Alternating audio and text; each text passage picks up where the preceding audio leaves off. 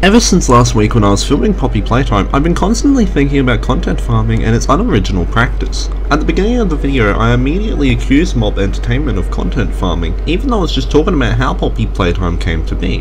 But what exactly is content farming, and why is it one of the most popular ways to reach the algorithm?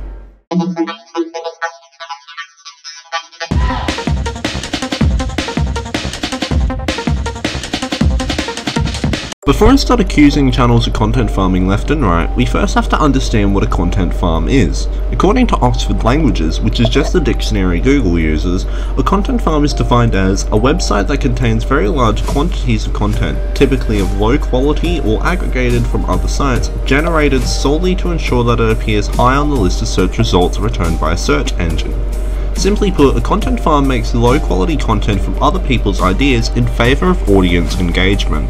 Fazbear and Friends is definitely an example of content farming. It's my favourite choice when I talk about this topic, as it's widely recognised by lots of people. Plus, since this is Mob Entertainment, we can easily link it to Poppy Playtime as they are the developers.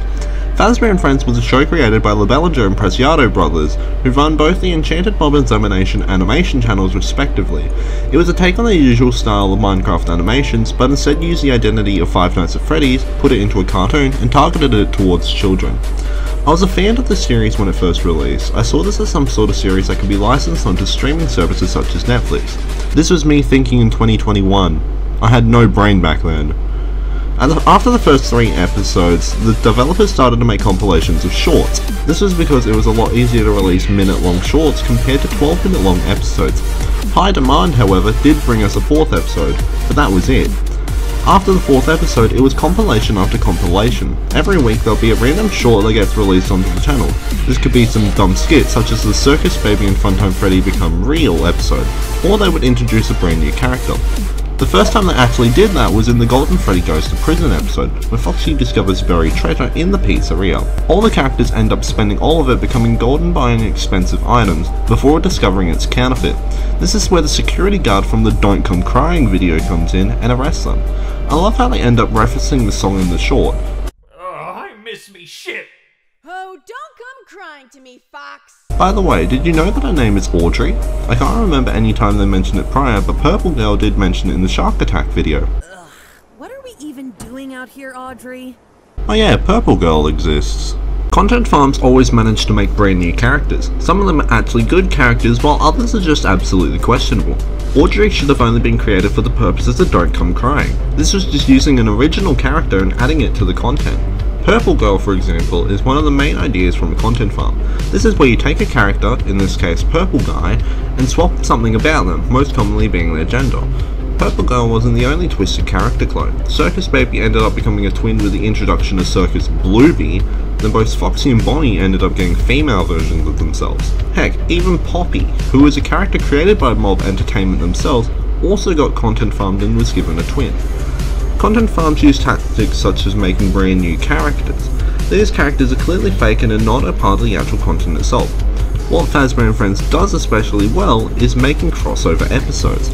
This series definitely emphasises on the Friends part of the name. There was an episode released that had Foxy from FNAF, Funtime Freddy and Bonbon from Sister Location, Alex and Steve from Minecraft, Bendy from Bendy and the Ink Machine, Baldy from Baldy's Basics, the boyfriend and girlfriend from Friday Night Funkin', and an Among Us character, which were all playing a game of Red Light Green Light from Squid Game. Another thing that content farming likes to focus on is clickbaiting viewers. When you click on a video on YouTube, you're taking it as if you actually enjoy watching that type of content. You'll be recommended more content by the creator or a similar piece by another creator. The more views it gets means that YouTube will be more likely to recommend that video to other people on its platform. Clickbaiting is essentially gaining these views. In case you don't know what clickbaiting is, it is essentially making people believe that your video article is on a specific topic. When you click on that video or article, you're immediately shown pieces that are irrelevant to what it was labelled as. Once you click on a video, it is given a view. Again, the more views it gets means that YouTube will try push it to more people. While most videos from Fazbear and Friends aren't exactly clickbait, there are some that are completely irrelevant. The first one of these clickbait videos is the Purple Guy Kills Golden Freddy video. You would think from the thumbnail and title that Purple Guy does actually kill Golden Freddy. In the end, the video just shows how evil Purple Guy is in a comical way, before giving the animatronics choc chip cookies. They actually have raisins on them. End of short. Purple guy kills nobody in this short at all. One other thing that Content Farms also does is uses sexual appeal on people. Now hold up. Fazbear and Friends, as I said earlier in this video, was targeted towards children. The sexual appeal should only be a tactic used on adults and adult-targeted content. You can constantly see in the thumbnails of characters such as Search's Baby that there is a line of cleavage in the test area. The actual animation doesn't actually have that line, hence why this is also clickbait. But this show is for children. They can't possibly introduce sexualization. Say what we got, it's hot to spot, give up the drop, see what we got, do what? We got to go, the body flow, too hot to show, the front row, we won't stop. I was wrong. Now, this is some video about content farming in general, not some video to criticize Enchanted Mob again for Fazbear and Friends. Let's go elsewhere. GameToons was actually a channel introduced to me only a week ago. Right now their focus is on milking off the Smiling Critters characters from Poppy Playtime Chapter 3. Let's revise the definition, shall we? Content farming is essentially making low quality content from other people's ideas in favour of audience engagement. Poppy Playtime Chapter 3 is owned by Mob Entertainment and not GameToons. The same few low quality themes are here as well, such as sad origin stories, character twistings, and introductions to new characters. However, a new thing was introduced in the channel, and that was the introduction to children. Not children that just randomly appear out of nowhere. I'm talking about the fact that somehow one of these characters, in this case Catnap, got knocked up and had children of his own. The closest Fazbear and Friends could ever get to that was the introduction of Baby Longlegs, but that could have just been done in favour of the story in Poppy Playtime. Somehow I actually like this channel's content, especially the Catnap has Kittens episode. Instead of analysing it, I'm going to actually review this episode and show you some reactions. This review is protected under fair use. Oh, they're adorable. Honey, just look at you three. They're so adorable. Oh my god. I'm so lucky I get to be your father. Who's the mother? Catnap has kittens? But where'd they come from? That's my question. Where the fuck did they come from? Why don't we take the kittens and hide them from Catnap? Oh, that's We can teach him a lesson. That's a fucking bad idea. That's kidnapping. Catnapping.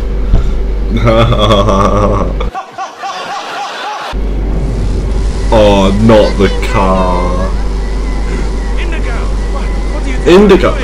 Indigo! Oh my god. The names. The names. I'm gonna love them next. Why have you been hiding them from us for so long? Oh, oh no, Bobby Bear Hug. Nighttime zone. Are you ready to embark on the most... Oh, shut the fuck up. Magenta, wait! Magenta, okay, he named them after colours, like different shades of like, purple or something. That's why that's more pink than... Magenta's more pink than purple. Who gives a damn? Oh, not the slide. Oh, yeah. Oh my god, that looks so awkward. I love the Smiling Critters. I've been shown plenty of fan art of them online before watching the actual Chapter 3 being played by Jacksepticeye. They need to be spun off. They're just absolutely adorable and deserve to be their own separate identity. Animation is a passion to me as well, and even though this is a content farm, I like their Smiling Critters videos. Mostly. Again, this is a content farm, so I can't exactly praise them for existing. What in the everlasting fuck is this shit? I'm sorry, but Gunnydora, what the fuck do you post? This is clearly a channel that is currently milking off the success of the amazing digital circus. Most of the content here is not just to milk off a franchise entirely, but it's here for the sake of shipping Pomni and Jax together. I get it. I get that people on the internet ship these characters, but this channel, this is just perverted. Pomni falls in love with Jax, Pomni, Jax and Ragatha love triangle, Jax and Pomni's day to the beach, Bikini, Pomni and Ragatha, but Pomni and Jax kissing in the ocean. Now Catnap is trying to stab Pomni and Jax kissing in the ocean. Wait, why Catnap here? Pomni is a catgirl, Jax is a werewolf, Catnap tries to stab Pomni and Jax kissing in the ocean again. Jax twin sibling, Pomni twin sibling, King gets Queenie pregnant, Kane is pregnant himself. Oh my god, I can't do this anymore. These content farms are still targeted towards children, yet the content creators are making several videos with thumbnails of Pomni and Jax kissing each other all the time. Not to mention the literal BDSM happening in half of these images, and the sexualization of these characters are horrid. This is just shipping characters on a worse level. Children are being targeted with the thumbnails of characters given more tits than they ever got in the original series, nipples included, assumption of bondage, covering yourself in sticky substances, and a whole lot more. I could talk all day about Fazbear and Friends being horrible, but this is inappropriate in every which way. Now, I've mentioned that the target audience to these content farms are children. In ways, content farms actually do help in boosting the success of a franchise. Take Poppy Playtime for example. Children would be able to understand the plot and lore of the game as much as adults can since their minds haven't developed as much yet. Adults would be able to play the game and experience the horrors, and later when new chapters come along, experience more to the lore of Playtime Co. Children wouldn't be able to understand it as much. They'd rather watch videos with bright colours and slapstick humour instead of a horror game with several things you need to watch to understand how it all happens. Content farming brings this appeal to children. Enchanted Mob created both Poppy Playtime and Fazbear and Friends. The idea at the time was to make adults play the game for the lore and to entertain children with the content farm on the side. My prediction is that if we asked a bunch of kids at the time Chapter 1 released to show you who Huggy Wuggy is, more kids would show you the content farmed videos instead of the actual game. This is because it appealed more to them in a way that makes sense. This is how Poppy Playtime was successful for both adults and children. In conclusion, content farming should be censured for copying off someone else's idea, but it can be praised for boosting its popularity if done correctly. However, I do discourage people from ever starting to do this. The effects of content farming can be similar to those of piracy. We'll use the Five Nights at Freddy's movie as an example. Right now you can watch it on platforms such as YouTube or Prime Video, but you must either rent it or buy it. Someone else in the world has recorded the whole movie and published it for free. People would rather watch the free version of the movie instead of the paid version. This damages revenue from the movie significantly. Same thing can be said with content farming. More children would recognise the Fazbear and Friends version of Huggy Wuggy compared to the Poppy Playtime version. More children recognise the cartoon version of the Smiling Critters compared to the Poppy Playtime version, and even more children recognise the 2D animated version of Jax and Pomni kissing and smooching and getting pregnant and becoming catgirls, and instead of the animated version by Glitch Productions. The main goal of these farms is audience engagement, and will farm off any of the popular franchises to achieve the goal of appearing in the algorithm. If you like this video, please give it a like and subscribe to the channel. I post videos on either games or topics such as this every Sunday at 6 PM Australian Western Time. I thank you all for watching.